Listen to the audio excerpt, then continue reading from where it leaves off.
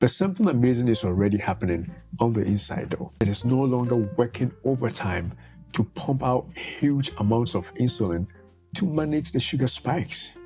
And your liver also begins the process of clearing out stored fat. You won't feel it yet, but the healing process has already begun. At the end of the first week, many people report significant increase in energy and also significant increase in mental clarity. That energy roller coaster, we talked about, it is gone. Instead of the spikes and the crashes that you used to have, your energy levels become more stable, more consistent, and throughout the day, you are on a constant level because your body is becoming better at burning the fat for fuel. The brain fog lifts. You feel sharper and even more focused.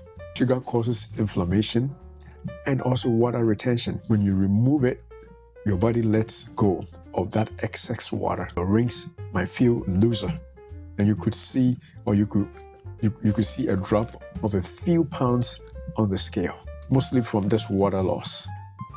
Now let's talk about the most important benefits, the ones that can add years to your life. When you quit sugar long term, you dramatically reduce your risk for chronic diseases. Your insulin sensitivity improves, which is the number one way to fight prediabetes and even reverse type 2 diabetes if you already have type 2 diabetes. Liver fat decreases significantly, lowering your risk for progressing, fatty liver disease. From just fatty liver disease to liver cirrhosis, your risk actually goes down just because of quitting sugar.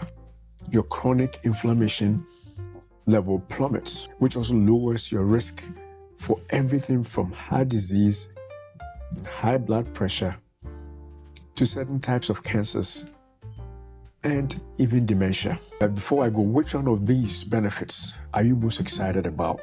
If you plan on quitting, which one of these benefits of quitting sugar are you most excited about? Which one will make you definitely go for it? Is it the weight loss? Is it a loss of inflammation and improving health?